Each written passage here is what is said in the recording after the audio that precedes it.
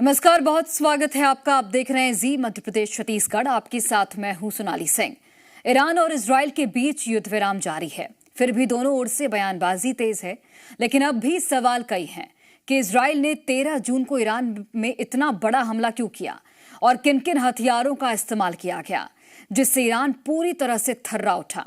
इन सभी सवालों के जवाब हम आपको इस एक्सक्लूसिव रिपोर्ट में देंगे। साथ ही ये भी बताएंगे कि कैसे 20 सालों से इजरायली सेना ईरान में हमले की प्लानिंग कर रही थी और कैसे हथियारों को भी उसी तरह अपग्रेड किया जा रहा था।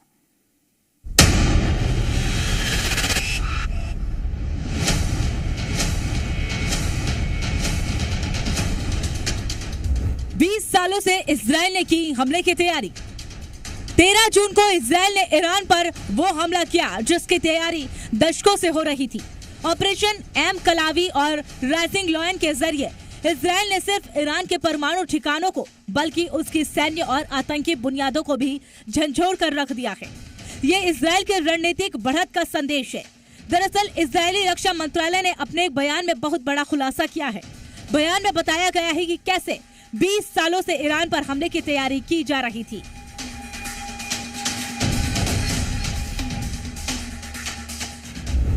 ईरान में हमले के लिए 20 सालों से तैयारी चल रही थी। सैन्य टेक्नोलॉजी को हमले के लिए अपग्रेड किया जा रहा था, जिससे ईरान में भारी तबाही मचाई गई। ईरान के पलटवार का भी पूरा अंदाजा लगा लिया गया था, जिससे ईरानी हमले में होने वाले नुकसान को कम किया गया। 20 सालों में खुद भी बनाए घातक बम। आईडीएफ यानी इजरायली रक्षा बलों ने इसे पूर्व आक्रमण बताया है, जिसका मतलब है कि पहले हमला करो ताकि दुश्मन जवाब न दे सके। ऐसे में इजराइल की 20 सालों की तैयारी काम आई और ईरान के परमाणु ठिकानों को लेकर, सैन्य ठिकानों को लेकर पूरी तरह से नेस्तनाबूद कर दिया। गौरतलब है कि इजराइल ने न सिर्फ अमेरिका से हथियार खरीदे, ईरान को दहलाने के लिए खुद भी बड़े बड़े बम इन 20 सालों में तैयार किए। इजराइल के पास कई आधुनिक हथियार हैं, साथ ही कुछ एआई से भी लैस हथियार बनाए गए। स्थानीय स्तर पर भारी बमों को तैयार किया गया। इसके साथ ही मल्टी लेयर एयर डिफेंस तैनात किए गए। यानी पिछले 20 सालों से ईरान को दहलाने की प्लानिंग चल रही थी और यही कारण है कि आईडीएफ ईरान में सफल हमले करने में कामयाब रहा, क्योंकि इजरायली सेना के पहले ही हमले में ईरानी सेना पूरी तरह से बिखर गई। तुरंत पलटवार करने की भी ईरानी सेना को मौका नहीं दिया। लेकिन इस युद्ध में इजराइल ने हाईटेक तकनीक के जरिए निगरानी भी रखी, जिससे सिलेक्ट किए गए टारगेट पर सटीक हमले किए गए। हमले से पहले ईरान में 500 से ज्यादा खुफिया ऑपरेशन किए गए। ड्रोन के जरिए ईरान के ऑपरेशन थिएटर की निगरानी की गई। 12,000 सैटेलाइट तस्वीरों को खंगाला गया। एआई के रियल टाइम टारगेट सिलेक्शन किए गए। इलेक्ट्रॉनिक जैमिंग ने जंग में निर्णायक भूमिका निभाई। सभी फाइटर जेट्स को सौंपी गई थी जिम्मेदारी। इजरायली सेना को पता था कि अगर वो चूक गए तो ईरान बड़ा पलटवार कर सकता है। ऐसे में इजरायली एयरफोर्स ने हवाई शक्ति दिखाई।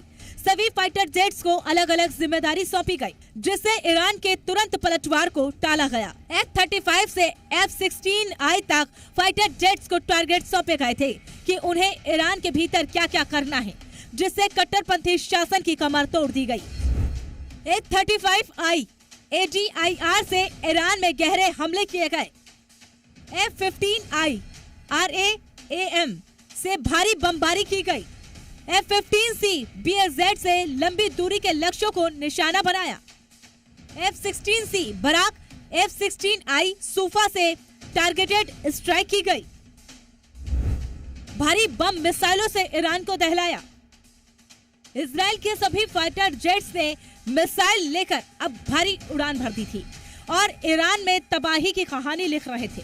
ऐसे में ईरान के खिलाफ इजराइल की ये कार्रवाई कोई अचानक फैसला नहीं था, बल्कि 20 सालों की सटीक और रणनीतिक तैयारी का परिणाम थी, जिसने ईरानी सुप्रीम लीडर अयतुल्ला खामेनी की परमाणु हथियारों को पाने की सनक को दफन कर दिया है।